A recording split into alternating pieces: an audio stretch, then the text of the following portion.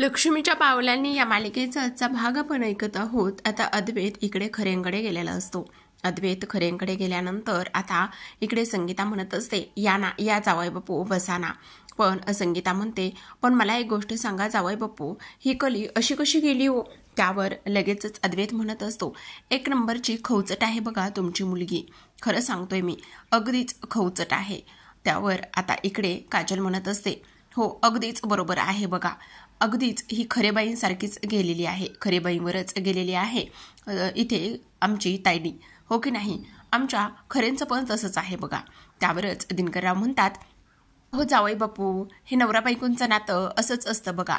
आणि तेव्हा काजल म्हणत असते, हो अगदीच बरोबर आहे बघा भाऊजी, सगळ्यात महत्त्वाची गोष्ट म्हणजेच की इथे आमची खरेबाई काहीच ऐकत नाही, पण इथे आमचे खरे बाबा आहेत ना, ते इथे त्यांना समजावून घेतात, त्यांना समजावून घेतल्यानंतर सगळं काही व्यवस्थित सांगतात, असे आहेत आमचे इथे हे खरे भाऊ, असं आता इथे काजल बोलत असते। त्याचबरोबर आता काजल तर आतमध्ये निघून गेलेली असते। पण इकडे मात्र अद्वैत म्हणत असतो, मिस खरे, मला तुमच्याशी महत्त्वाचं बोलायचं आहे, प्लीज तुम्ही या ना इथे। त्यावरच आता इकडे संगीता म्हणते, का काय झालेलं आहे, कशाबद्दल बोलायचं आहे? त्यावरच तो म्हणत असतो, खूप जास्त महत्त्वाची गोष्ट आहे, प्लीज तुम्ही या ना जरा, मला खरंच खूप महत्त्वाचं बोलायचं आहे।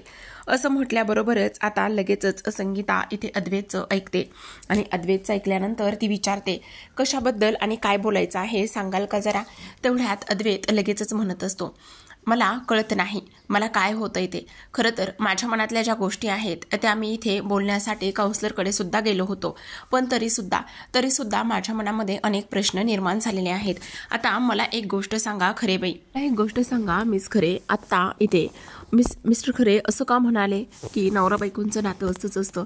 आता बघा ना, सगळ्यात महत्त्वाची गोष्ट म्हणजेच की इथे खरे इथे मला न सांगता दिल्लीला निघून गेली, आणि त्याचसोबत ती दिल्लीला निघून गेली तर गेली, मला काहीच माहिती नाही आहे, आणि सोबत जे अर्धवट काम होतं तिचं, ते अर्धवट काम मी इथे पूर्ण केलं।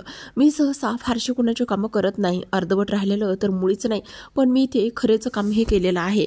आणि त्याचसोबत संगीता इथे अद्वैतचं फक्त आणि फक्त बोलणं ऐकत असते। अद्वैत भरभरून कलाबद्दल बोलत असतो, संगीताला इथे समजलेलं असतं की अद्वैत फक्त आणि फक्त इथे कलासाठी बोलतोय आणि तो तिच्या प्रेमात पडलेला आहे। इथे अद्वैत म्हणत असतो, ऑफिसमधल्या एम्प्लॉईचं सुद्धा जर अर्धवट काम पेंडिंग असेल तरी ते सुद्धा मी आत्तापर्यंत कधीच केलेलं नाही आहे, पण मग मी ह्या खरेचं फर्स्ट टाईम इथे अर्धवट राहिलेलं काम केलेलं आहे। आता अद्वैत खूप काही कलाबद्दल बोलत असतो, तर इकडे संगीता मनोमनच देवाकडे प्रार्थना करते आणि म्हणत असते, आई अंबाबाई पावलीस ग, इथे जावई बापूच्या मनामध्ये फक्त आणि फक्त माझी कला आहे ग बाई, खरंच ह्या दोघांचा संसार असा सुखाने आणि मार्गाने होऊ दे, असं संगीता बोलत असते। आता ह्या सगळ्या गोष्टी संगीताने बोलल्याबरोबरच आता अद्वैत म्हणत असतो, सांगा ना मला हे सगळं असं का होतंय आणि कशामुळे होतंय? ती तिकडे मला न सांगता गेलेली आहे, त्यामुळे माझी चिडचिड होते का? त्यावर बघा, मी हे सगळं काउन्सिलरला सुद्धा विचारायला गेलो होतो, पण काउन्सिलर तर वेगळंच काहीतरी सांगतायत आणि मला तिची सवय लागली, फक्त ही सवयच असू शकते ना, आम्ही तिच्याबरोबर राहतोय म्हणजे ही फक्त आणि फक्त सवयच असेल, हो की नाही खरे बाई? पण ना हे सगळं मिसेस खरे मला का होतंय का नाही ह्या गोष्टी अजिबातच कळत नाहीयेत। तेव्हा आता इथे संगीता म्हणत असते, अहो जावई बापू, चांगलीच गोष्ट आहे ना, बहुतेक तुम्ही कलेच्या प्रेमात पडलेला आहात। अहो नाही हो मिसेस खरे, तुम्हाला सांगू, आम्ही दोघं खूप वेगळी माणसं आहोत, ती एक टोक आहे तर मी दुसरं टोक आहे, आणि ते काउन्सिलर सुद्धा असंच म्हणलेले आहेत, पण नाही, माझा अजिबात ह्या गोष्टीवर विश्वास नाहीये, आम्ही इथे एक होऊ शकत नाही, आम्ही खूप वेगळ्या आणि टोकाची माणसं आहोत। त्यावर संगीता म्हणत असते, हो जावई बापू अगदीच बरोबर आहे, नवरा बायकोचं नातं असतंच मुळात तसं, आपण सुरुवातीला एकमेकांना ओळखत नसतो, दोन अनोळखी लोक एकत्र येतात आणि एकत्र आल्यानंतर ह्या सगळ्या गोष्टी होतात। त्याचबरोबर बऱ्याचदा नवीन तर भांडणं होतात, वाद होतात, एकमेकांची तोंड सुद्धा पाहावीशी वाटत नाहीत, पण एकदा का सवय झाली की मग एकमेकांशिवाय थोडं सुद्धा करमत नाही। जर एखादी व्यक्ती आपल्यापासून थोडा काळासाठी जर लांब गेली तर मग आपला जीव खालीवर होतो, चलबिचल होते आणि अस्वस्थता जाणवते, त्याचसोबत इथे आपल्याला तिच्याशिवाय करमत सुद्धा नाही। हे सगळं काही आता संगीता इथे अद्वैतला सांगत असते, पण इकडे अद्वैत म्हणत असतो, नाही हो मिसेस खरे, मला नाही तसं म्हणायचंय, मला नाही तसं काही वाटत आहे. त्यावरच संगीता म्हणत असते, जावई बापू तुम्हाला आमची सगळ्यात एक महत्त्वाची गोष्ट सांगते. तर आता इकडे रोहिणीने राहुलला कॉल केलेला असतो आणि रोहिणीला राहुलला कॉल केल्यानंतर इथे रोहिणी म्हणत असते, ते हिरे मिळवण्यासाठी आत्तापर्यंत खूप मेहनत केलेली आहे, खूप पैसा पाण्यामध्ये ओतलेला आहे, त्यामुळे काही जरी झालं ना तरी सुद्धा इथे आपल्याला एक गोष्ट करायची आहे, ते हिरे आपल्याला मिळवायचेच आहेत, असं राहुलला ती सांगत असते. आता राहुलला ह्या सगळ्या गोष्टी सांगितल्यानंतर राहुल मात्र विचारात गुंतलेला असतो. तो म्हणत असतो की नाही मॉम, तू अजिबात काळजी करू नकोस, तुला पाहिजे तसंच आणि त्याच पद्धतीने जे हिरे आपले आहेत ते आपल्याकडेच येणार आहे, त्यामुळे प्लीज तू काळजी करू नकोस, असं राहुल सगळं काही रोहिणीला सांगत असतो. तर आता इकडे जी संगीता आहे तिने बऱ्याच काही गोष्टी अद्वैतला सांगितलेल्या असतात आणि अद्वैत इकडे आता प्रसाद घेऊन घरी आलेला असतो. प्रसाद घेऊन घरी आल्याबरोबरच वाटेतच आता दरवाजात असतो तेव्हाच कलाचा कॉल त्याला आलेला असतो आणि तेव्हा इथे अद्वैत म्हणत असतो, काय गं खरे, कशी आहेस, काय चाललेलं आहे आणि त्यासोबत आत्ता वेळ मिळाला आहे का तुला मला फोन करण्यासाठी. त्यावरच आता कला म्हणत असते, अरे काय हे चांदेकर, आणि तूच म्हणतोस ना कामापेक्षा जास्त इम्पॉर्टंट काही नसतं म्हणून तुला माझी आठवण येते का. छे ग, मला तुझी कसली आठवण येते आणि मी तुझी आठवण का बरं आणि कशासाठी करू, तसं काही एक होत नाहीये. पण इथे तुझी मीटिंग आणि कॉन्फरन्स वगैरे कशी झाली. त्यावरच आता कला म्हणत असते, खूप छान झाली, एक नंबर झाली, पण तू काळजी करू नकोस. त्यावरच आता अद्वैत म्हणत असतो, हो पण ते सगळं जरी खरं असलं तरी सुद्धा व्यवस्थित काळजी घे, सगळ्या गोष्टी व्यवस्थित तपासून पहा वगैरे वगैरे, हे सगळं काही तो बोलत असतो. आणि त्याचबरोबर ह्या सगळ्या काही गोष्टी ते बोलल्यानंतर आता इकडे मात्र तो म्हणत असतो, हे बघ खरे, आता तू अजिबात काळजी करू नकोस. त्यावर आता कला म्हणत असते की मला सांग ना तिकडे गणपती वगैरे कसे झालेले आहेत आणि मी नाही येणार आहे तिथे, मला खूप जास्त आठवण येते. पण इकडे मात्र तो म्हणत असतो, अगं हो पण ते कामसुद्धा तेवढं जास्त महत्त्वाचं आहे की नाही, ते काम सगळं काही तू इथे करून घे आणि ते सगळं काम इथे करून घेतल्यानंतर मगच तू आता गणपतीसाठी येऊ शकते, समजलं, आणि काळजी घे, असं म्हणून आता ती फोन ठेवत असते. आता असं म्हणून फोन ठेवत असतानाच आता लगेचच इकडे घरामध्ये तो येत असतो आणि घरामध्ये आल्याबरोबरच आता इकडे लगेचच सगळ्यात महत्त्वाची गोष्ट झालेली असते. इथे रजनी जी आहे ती इथे एक काम करत असते आणि ते काम म्हणजेच की ती आता ते भेंडी चिरत असते आणि भेंडी चिरत असतानाच आता तेवढ्यातच इथे जो अद्वैत आहे तो म्हणत असतो, अगं काय करतेस, खरे खरे मला भेंडी अजिबातच आवडत नाही.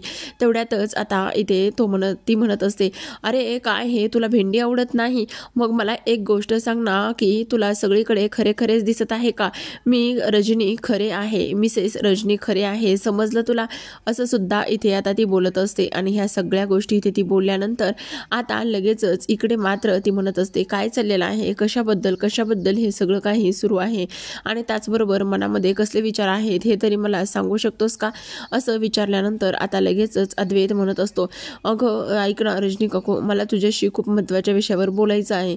त्यावरच ती म्हणत असते, हां बोल ना, काय बोलायचं आहे का, काय झालेलं काय आहे.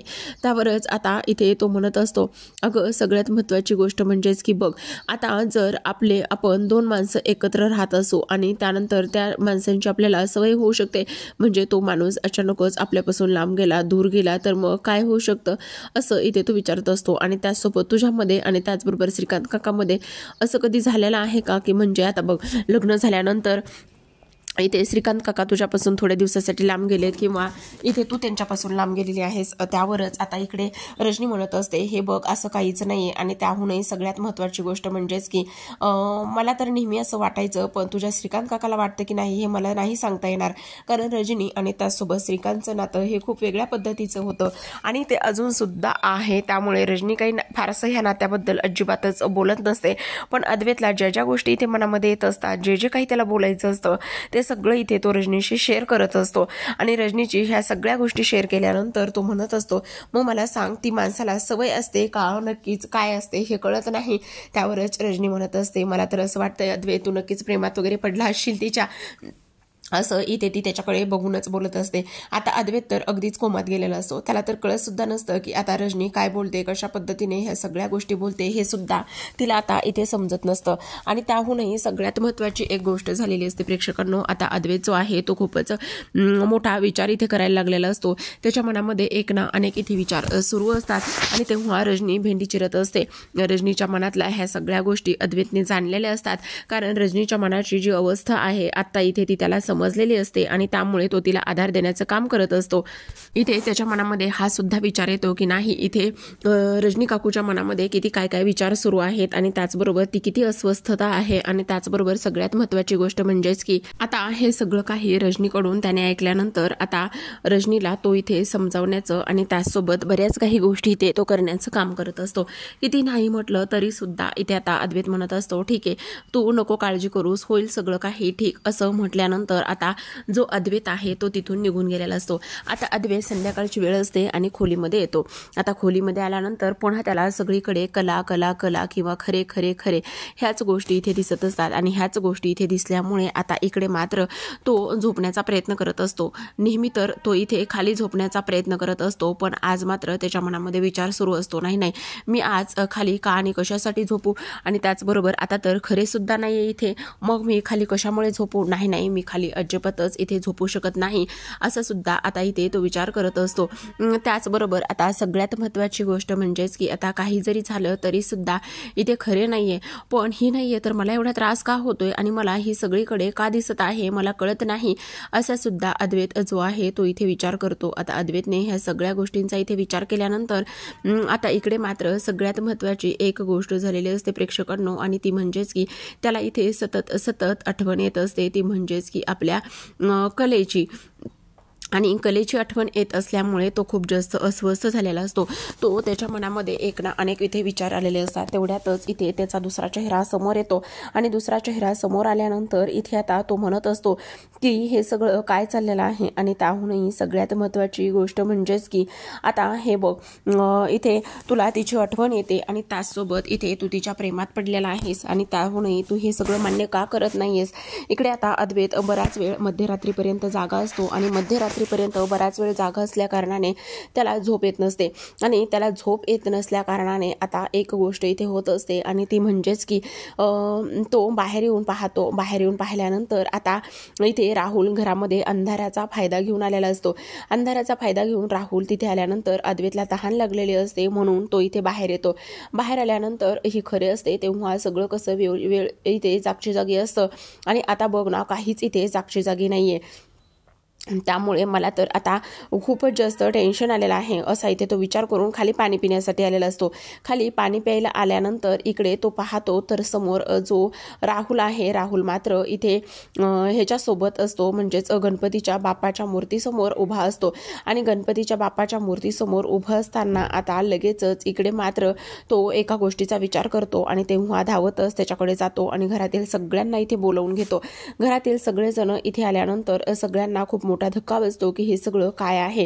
आणि त्याचसोबत राहुल तू इथे काय करतोयस असं म्हटल्यानंतर आता राहुल मात्र गयावया करत असतो. इकडे रोहिणीच्या मनामध्ये विचार सुरू असतात की खाल्ली माती पुन्हा ह्या मुलानं काय गरज होती एवढ्या रात्री इथे यायची आणि त्यासोबतही आता मला सगळं काही निस्तरत बसावं लागेल असं सुद्धा आता रोहिणीच्या मनामध्ये हे सगळे काही विचार इथे सुरू असतात.